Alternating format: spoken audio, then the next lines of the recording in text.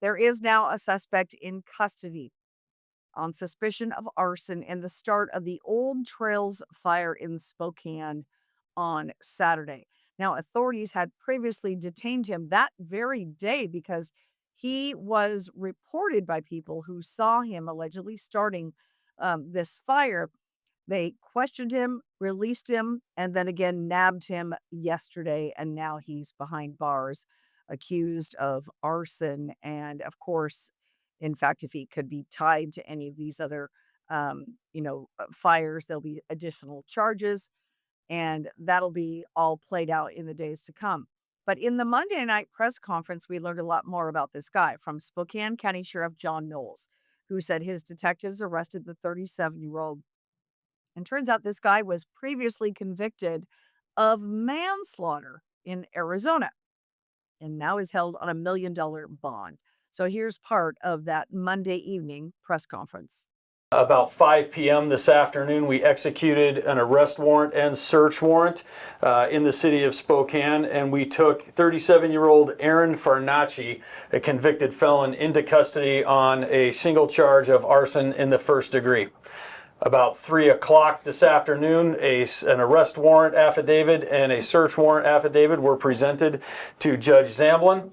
She signed the arrest warrant and set a $1 million bond on Mr. Fernaci. Mr. Fernaci is currently in custody and being interviewed by detectives from our major crimes unit here in the Spokane County Sheriff's Office.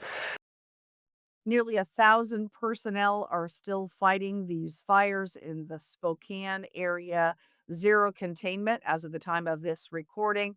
67,000 people forced to evacuate.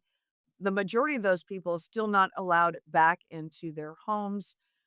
Estimates from local officials on Monday morning said that, or Monday evening rather, said that thousands of those people may not get to go back for quite some time. There's dangers there. They're watching out for looters.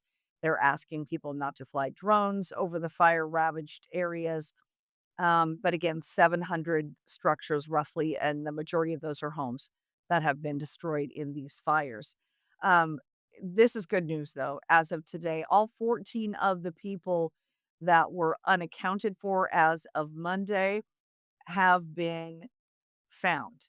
So these were among the roughly 300 people that called for help on Saturday when everything was frantic and those level 3 evacuation notices went out. There were 14 people that as of Monday, they had not been able to close the loop on and ensure that those people were safe and sound.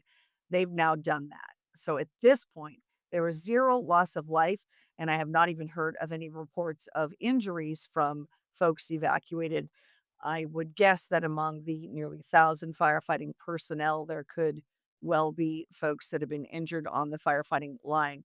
But this is incredible that no loss of life and no serious injuries to citizens in this massive evacuation effort that happened on Saturday. And I did also chat today with Representative Jenny Graham of Spokane. She lost her home. She and her husband lost their home in the fires on Saturday.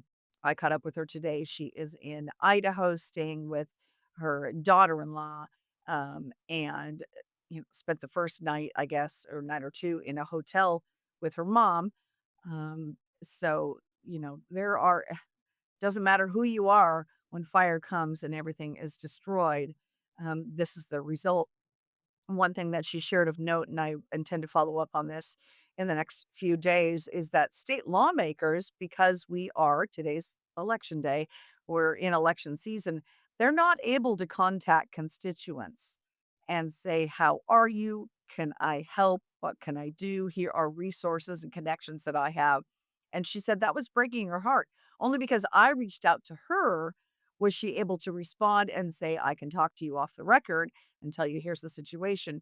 She is trying right now in earnest to get some sort of accommodations or sort of suspension of these election rules so that even though we're in an election season and she's not seeking reelection, but the rules still apply to her, that they can contact constituents and be of some help to the people that they care about in their district. So that is a story I intend to follow up on in the days to come this week.